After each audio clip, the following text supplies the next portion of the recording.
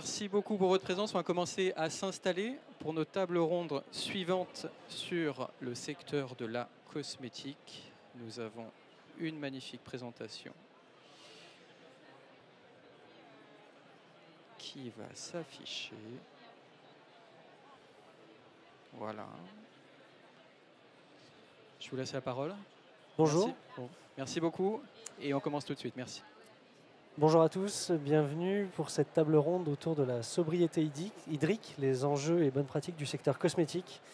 Donc on va parler de beauté, qui fait partie de la French Touch, bien entendu. Et donc je vais modérer ces dames très véhémentes qui sont les expertes de ce sujet. Donc nous avons Stéphanie Lambers, directrice développement durable de la FEBA. Bonjour. Et Julie Ségura, responsable RSE de Technature. Bonjour. Et pour ma part, donc je suis modérateur, je suis Sébastien Guérin, je suis cofondateur. Alors je suis intéressé à double titre en fait. Je suis intéressé en tant que partie prenante du sujet parce que je suis cofondateur d'une marque de cosmétiques, Huygens Paris, fondée il y a 11 ans, une marque de soins naturels, de soins bio. Et je suis intéressé aussi parce qu'il y a 1 an et demi, on a créé avec une quarantaine de marques indépendantes de cosmétiques françaises engagées et de parfums également, la French Beauty, qui est donc une entreprise privée. Alors, ce n'est pas une nouvelle verticale de la French Touch, c'est une entreprise qui regroupe désormais 60 marques françaises indépendantes engagées pour faire des initiatives, pour valoriser ces filières, ces entreprises et nous aider, et unir nos forces pour nous développer tous ensemble. Donc on a un flagship à Paris que je vous invite à venir visiter au cœur du quartier Montorgueil.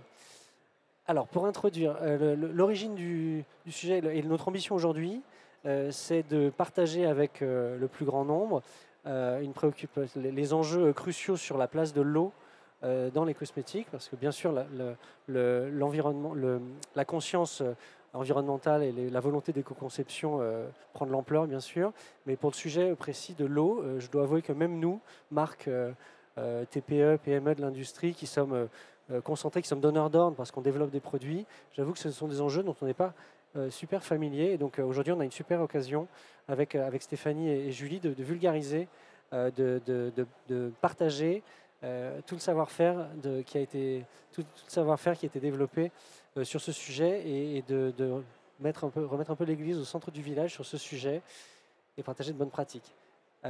Alors, on va présenter ensuite les conclusions de la FEBA, mais tout d'abord, je laisse Julie présenter Technature.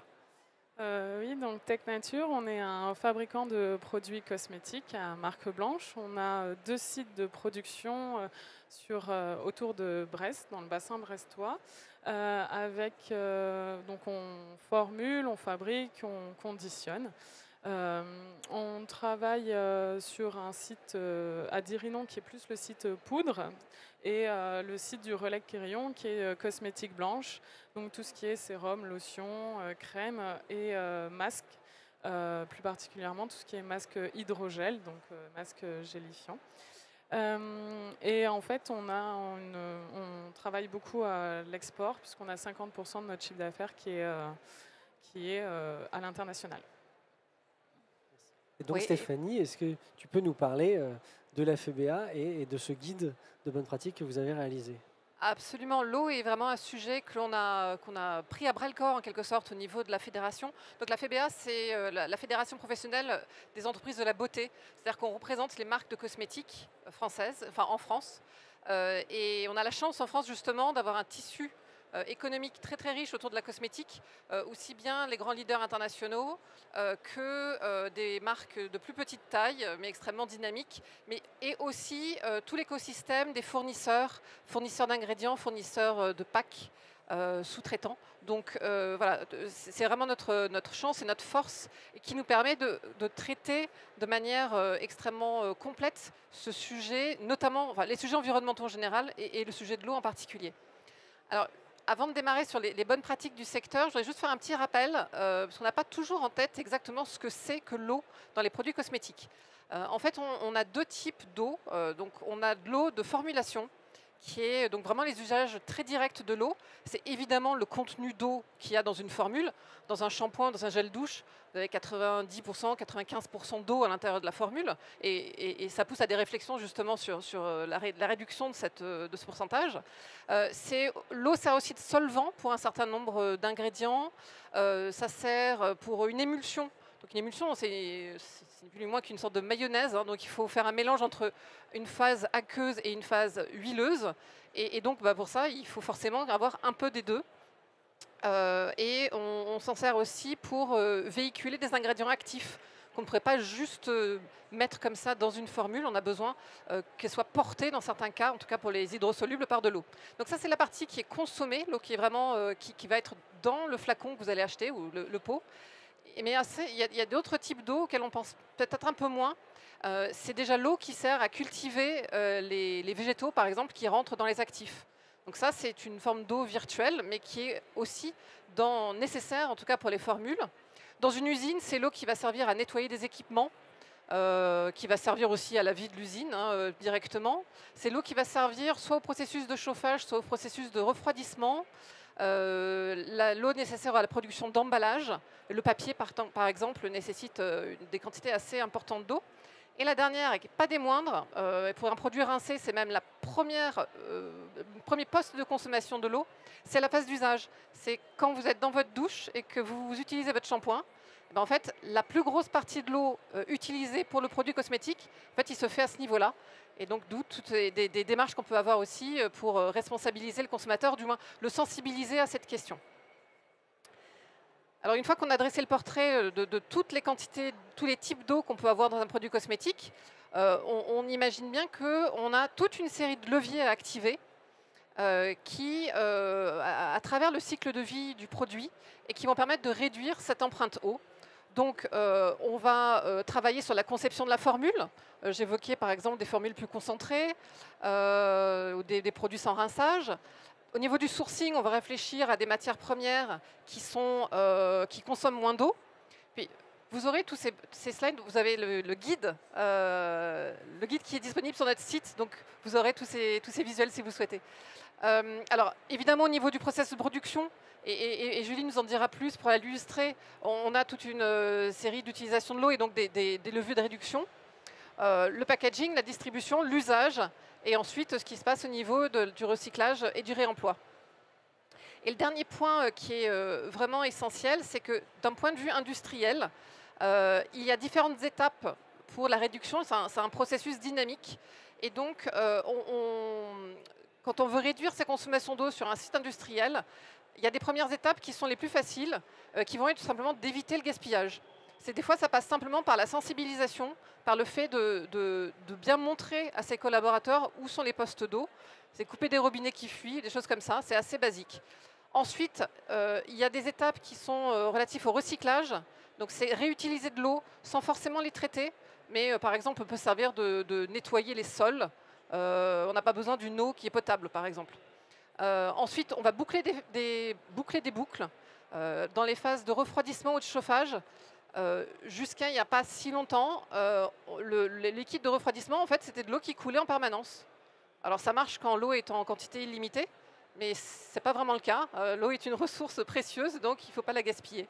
Et enfin, on a des choses qui sont très chères et complexes, qui sont lors de la réutilisation des eaux usées traitées, assez complexe aussi d'un point de vue réglementaire. Et plus on descend en fait vers la droite, plus on est sur des choses qui vont coûter cher, qui sont complexes à mettre en place, mais le tout dresse un panorama complet. Peut-être Julie, tu veux illustrer ? Oui, du coup, nous, chez TechNature, on travaille sur différents points. Premièrement, le premier point, c'est sur la formulation des produits sans eau, anhydre, ou alors concentré, ou encore sans rinçage, ou encore rinçage facilité. On développe, on innove sur tous ces aspects-là, d'un point de vue formulation, par les demandes de nos clients ou par nos propres volontés par rapport à nos engagements RSE. Ensuite, essentiellement, on travaille sur la phase de production. forcément parce que ayant 2 sites industriels qui quand même consomment de l'eau, même si on a un site spécialisé poudre. Donc en fait, on se rend compte qu'effectivement, sensibiliser et moins gaspiller, ça paraît normal. Mais à un niveau site industriel, c'est quand même bien compliqué. Déjà parce que il faut voir vraiment par où, vérifier qu'on n'ait pas de fuite. Alors ça paraît logique, mais en fait, trouver une fuite déjà dans une maison, vous voyez comment c'est des fois difficile. Trouver une fuite dans tout un site industriel, c'est des fois plus compliqué. Vérifier ça, faire de la prévention, de la maintenance là-dessus. Puis ensuite, il y a aussi tout ce qui est nettoyage. Il faut, si possible, automatiser le plus le nettoyage des unités de production, parce que c'est pareil, en fait, si on laisse beaucoup le facteur humain au niveau du nettoyage, un peu comme nous, hein, on a tendance à rester sous la douche parce que on pense à autre chose, laisser le robinet ouvert un petit peu, on fait attention, mais au final, un petit peu, un site industriel, c'est beaucoup. Donc voilà, on essaye d'automatiser le plus de nettoyage possible. On travaille aussi sur la désinfection. Donc, au niveau qualité, on est obligé d'avoir une désinfection à l'eau. Nous, au niveau de notre site poudre, moins on a d'eau, mieux on se porte, hein, forcément. Du coup, en fait, on a développé un système de nettoyage à sec, en fait, qu'on ne peut pas utiliser tout le temps, justement, au niveau des normes qualité. Mais voilà, entre différentes productions, on fait un nettoyage à sec, donc on racle, on aspire, donc on évite l'eau et on est en train de mettre en place une désinfection sans eau également. Donc on a évalué la désinfection thermique. Et là, en fait, on est en train de tester plutôt la désinfection par UV-C, du coup, qui marche très bien au niveau de... On a fait un premier test sur nos IBC, désinfecter les IBC. Ça permet de ne pas avoir d'eau, mais aussi de gagner du temps, puisque la désinfection UV, là, c'est entre 5 et 10 minutes suivant le contenant. Et désinfection à l'eau, si c'est pas automatique, déjà, remplir un IBC. Voilà, qu'est-ce que c'est un IVC? Ah oui, pardon. Un IBC, du coup, c'est la grosse... comment dire, la grosse cuve 1000 litres en fait. C'est la grosse cuve 1000 litres. C'est la cuve dans laquelle on mélange les ingrédients. Oui, non, on récupère plutôt les ingrédients. On a les matières premières dedans, effectivement. Des fois, on voit ça dans les récupérateurs d'eau de pluie un petit peu. Voilà. C'est en gros un mètre cube, oui, voilà. à peu près. Voilà. Dans une cage en métal. C'est ça. Oui, pardon. Et du coup, donc voilà, donc on gagne du temps, on gaspille moins d'eau. Et donc ça, c'est déjà des choses qu'on a en cours, on évolue, on progresse. On fait de la veille aussi sur différentes technologies. Enfin, là, le dernier, on va dire, pas la dernière, mais pour l'instant, la prochaine étape, ça sera justement voir tout le circuit de l'eau dans l'industrie, vraiment étudier en profondeur, voir où est-ce qu'en fait on a du gâchis, comment optimiser, et voilà, travailler sur tous ces points-là. Si je peux juste compléter, il y a aussi des aspects organisationnels que tu évoquais, des choses assez simples, hein, c'est-à-dire qu'entre deux productions, il faut nettoyer la cuve. Alors, du coup, il y a des réflexions pour économiser l'eau sur comment est-ce que j'enchaîne les différents types de production et qui nécessiteraient plus ou moins de nettoyage entre deux. Oui, du coup, il y a une optimisation aussi de production, de calendrier de production, pour justement essayer de faire suivre différents lots, différents formules qui se ressemblent à peu près et qui permettent justement, nous, sur le site poudre, d'avoir ce nettoyage à sec et d'éviter en fait le nettoyage eau, en fait. Et en fait, ce qui est relativement récent, c'est le fait quelque part de passer du fait que l'eau est une commodité disponible de manière infinie et pas très très chère, il faut bien l'avouer, à se dire qu'en fait c'est une ressource hyper précieuse. le prix va probablement monter, mais au-delà de ça, il y a même pas mal de départements en France qui ont même eu des restrictions d'eau récemment. Alors pas tant l'été 2023, mais l'été 2022, c'était à peu près partout. Et donc, en fait, on réalise que si on n'a pas d'eau, on ne peut juste pas faire tourner une usine. Oui, d'ailleurs, je veux bien qu'on revienne sur la genèse de ce guide très complet de la FEBA que tu m'avais expliqué. Stéphanie, qu'est-ce qui a fait que vous êtes penché sur le sujet? Alors effectivement, alors le sujet de l'eau avait déjà commencé à émerger, hein, parce qu'une fois, enfin, il y a eu un focus sur le carbone pendant très très longtemps. Les enjeux biodiversité ressortent aussi, et je dirais que le troisième pilier de tout ça, c'est l'eau. Et donc on avait déjà en projet de faire un groupe de travail dédié à l'eau, avec nos adhérents, où les experts viennent pour discuter entre eux, échanger, essayer de monter des projets collectifs sur ces sujets-là, donc l'eau en l'occurrence. Et puis on a été aidé, avec de très gros guillemets, par la sécheresse de 2022 qui a vraiment ébranlé tous les acteurs. Parce que même ceux qui intuitivement évidemment comprenaient que la sobriété hydrique était la seule façon de faire, là on l'a tous ressenti dans notre chair. Il y a un moment quand on reçoit une note du préfet qui dit qu'il va falloir réduire, eh bien il n'y a pas d'autre choix. Donc c'est vrai que ça a vraiment mis une impulsion collective auprès de tous les acteurs, au-delà de ceux qui étaient déjà un peu en avance. Et donc on a pu compiler à travers ce guide plus d'une cinquantaine de cas de bonnes pratiques qui étaient déjà mises en place. On a aussi fait des témoignages de différents experts. Et l'idée, c'est que tout le monde s'embarque dans ce processus. Donc, que ce soit les sous-traitants comme Tech Nature, aussi les donneurs d'ordre qui intègrent ces questions-là dans leur cahier des charges, ce qui est fait de façon variable, probablement encore aujourd'hui. C'est plutôt les grands groupes ou les petites entreprises, ou c'est également distribué? Les demandes? Les demandes au niveau RSE, au départ, c'était les grands groupes. Mais en fait, on se rend compte que même de plus en plus de marques nous demandent cet aspect-là. Mais même après, même si les demandes ne sont pas là pour les industriels, c'est important de se poser cette question justement à cause des restrictions qui, on le sait, risquent d'arriver plus souvent. Et pour l'instant, s'il y a moins d'eau, il y a moins de production.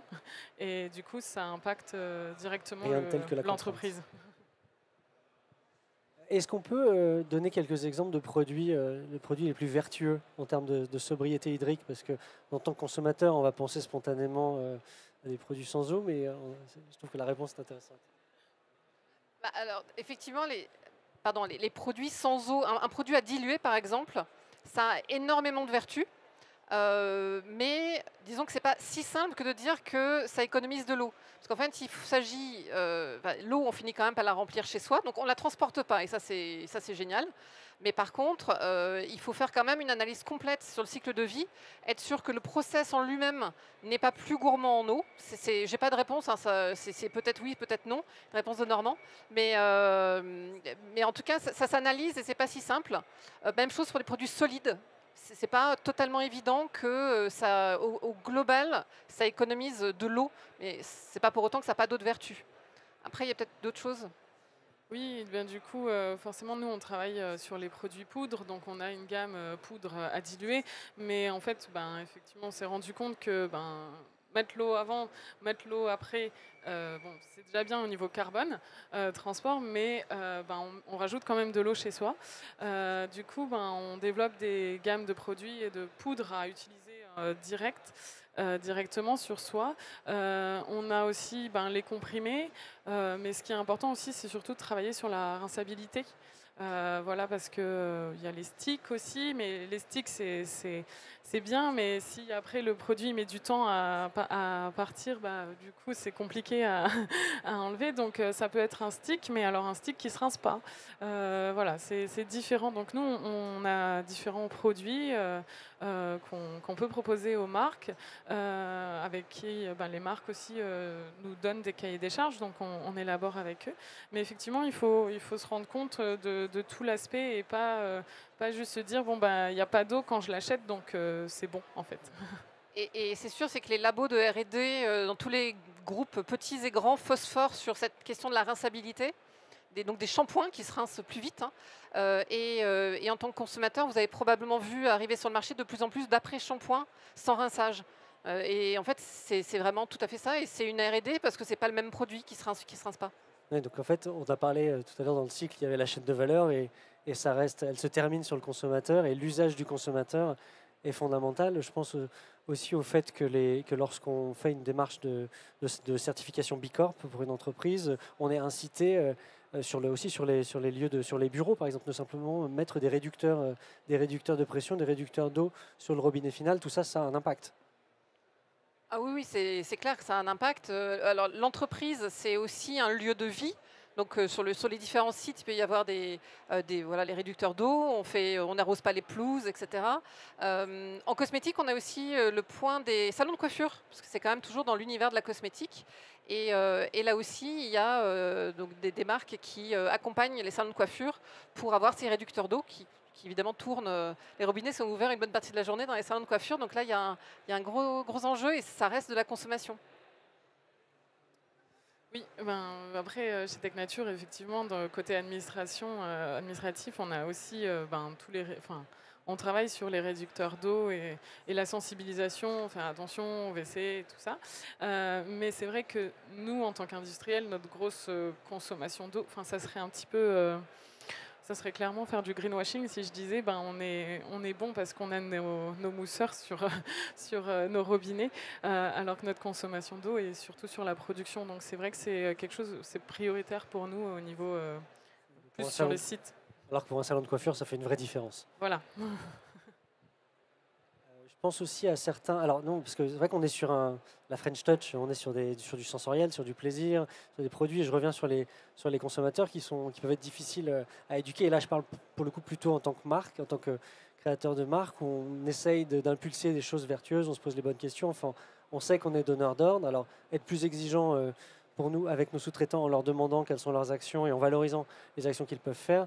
À la fin, il faut quand même qu'on fasse un produit qui va avoir une équation de sensorialité, d'efficacité pertinente pour le consommateur, que le consommateur perçoive, soit prêt à l'acheter tout simplement. Et par exemple, quand on parlait de la rinçabilité, c'est vrai que c'est une notion qu'on a encore, même nous en tant que développeurs de produits, qu'on n'a pas beaucoup intégré.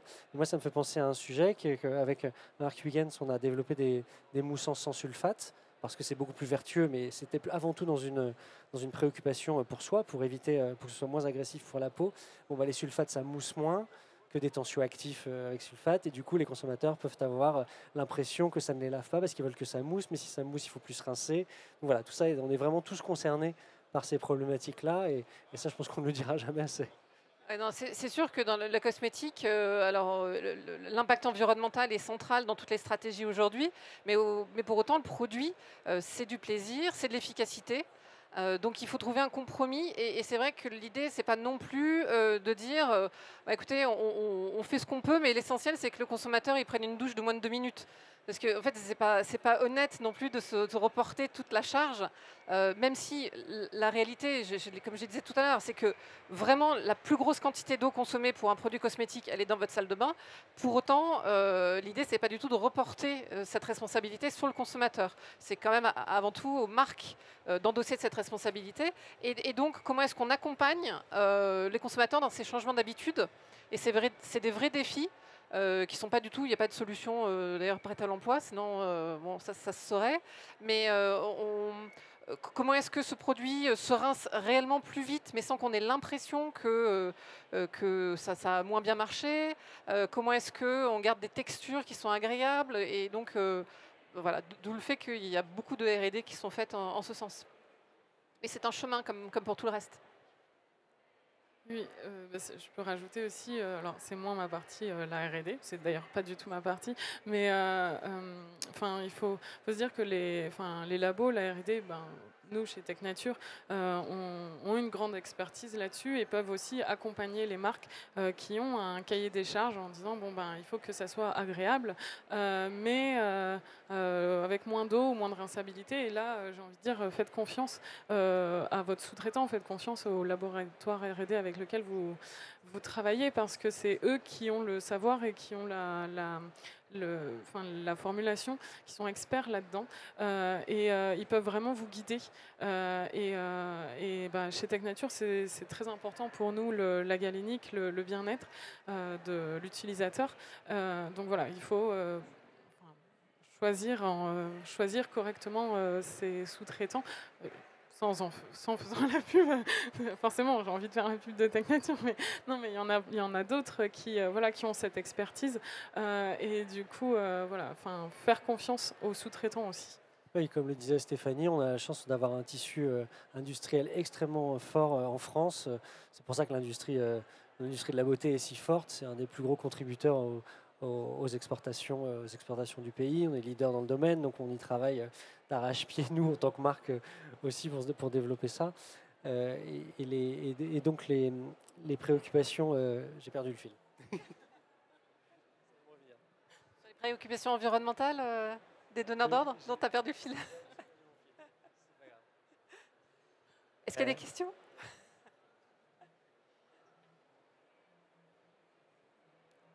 Non. Non. Alors dans ce cas-là, j'en profite, peut-être si vous avez des questions, n'hésitez pas à lever la main. Mais pour nous, point de vue FEBA, on a commencé à travailler donc, sur la sobriété hydrique avec un scope très fort au niveau industriel, parce que c'est ce qui se passe en France. On en a un contrôle direct. On a des réflexions aussi sur comment peut-être communiquer déjà auprès des consommateurs pour les sensibiliser à ces questions sur l'usage dans la salle de bain. Et je dirais que la grosse marche à venir, mais qui est d'un point de vue technique beaucoup plus complexe, c'est comment est-ce que j'évalue tout ce qui se passe en dehors de mon périmètre de mon entreprise. Donc vraiment, comment est-ce que je choisis des plantes et de quelle origine géographique pour réduire la quantité d'eau, notamment l'eau qui est en irrigation. Finalement, comme le bilan carbone. Exactement, c'est le scope 3. Et donc, dans le guide, c'est évoqué, mais c'est vrai que le témoignage de Julie est beaucoup sur ce qu'on pourrait appeler le scope 1-2. En tout cas, c'est ce qu'on a vraiment sur le quoi on a la maîtrise. Et le scope 3, on ouvre une page énorme, très complexe, même techniquement. Mais il y a des outils assez chouettes, donc peut-être que l'année prochaine, on aura d'autres choses à vous présenter de ce point de vue-là. J'ai retrouvé mon fil entre-temps, qui était sur le fait de reboucler avec le thème de Big, le progrès, parce qu'on est quand même dans une industrie qui est drivée, certes, la French Touch, mais aussi l'innovation. Et heureusement, en effet, il y a tout ce circuit, ce réseau de sous-traitants, et aussi très fort pour développer des innovations et du progrès qui nous permettent finalement d'évoluer assez vite. Et ça, c'est une chance énorme qu'on a en France. Donc, je voulais m'en réjouir. C'était ça là. Oui, et puis aussi des marques qui sont très très volontaires sur ces questions-là, qui vraiment challenge. Alors bon, ça peut être, je pense, fatigant pour les sous-traitants et les fournisseurs, mais vraiment challenger en permanence sur les process, sur comment est-ce que ça s'optimise. Enfin, tu peux probablement témoigner, mais voilà, il y a aussi une volonté des donneurs d'ordre très très forte. Oui, de toute façon, c'est en travaillant tous ensemble qu'on va plus loin. Hein. Enfin, et effectivement, c'est toujours, des fois, souvent, des fois, l'idée est amenée par nos parties prenantes et on se dit, ah bah oui, c'est vrai, on n'a pas pensé à ça, et comment on fait, et on innove, et des fois c'est interne, mais voilà, c'est en équipe qu'on avance, qu'on progresse. Bah, écoutez, merci beaucoup. J'en profite pour vous inviter toutes les deux à venir restituer cette discussion à une grande partie des donneurs d'ordre avec les marques à la French Beauty. Je pense que je sais que ça intéressera tout le monde. Et puis j'espère qu'on a pu donner quelques éclairages sur ce sujet qui est finalement assez nouveau, mais primordial. Merci beaucoup. Merci. Merci beaucoup à tous les trois, du coup, et on se retrouve dans 10 minutes pour la... Ah oui, vous avez une question? Ah, bah, bien sûr. Bonjour, Sandra Génère de Mimosa Paris. Nous, on fait du soin corporel. Et en fait, j'avais une question par rapport à justement l'éducation que l'on donne aux consommateurs pour utiliser moins d'eau dans leur salle de bain. Parce que quand on revient sur la sensorialité, quand on essaie de faire des produits moussants qui soient naturels, mais qui sont du coup pas moussants et qui vont donner cette sensation que c'est pas lavant pour un consommateur.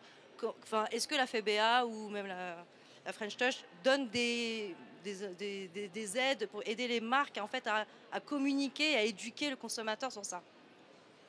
Alors, on n'a pas fait de campagne exactement sur ce sujet-là. On était plutôt sur les gestes, des éco-gestes de la salle de bain l'année dernière. C'est un bon point. C'est peut-être des messages à relayer de manière collective. Et effectivement, ça aurait, je pense, sa place dans une communication collective, justement pour pas avoir un scope sur telle ou telle marque ou tel produit, mais plus généralement. Après, un consommateur, c'est pas tant que ça s'éduque, ça s'accompagne. Ouais, mais alors, et du point de vue distribution, nous on a la chance d'avoir a priori des consommateurs qui s'intéressent à la nouveauté et à l'innovation, vu qu'ils viennent chercher des marques justement différentes. Et donc il y a des initiatives qu'on leur explique, mais l'équipe est là pour ça, pour accompagner et pour éduquer. Et juste puisqu'il nous reste 23 secondes, donc notre guide, vous pouvez le télécharger, il est sur le site de la FEBA, n'hésitez pas. Super, merci beaucoup.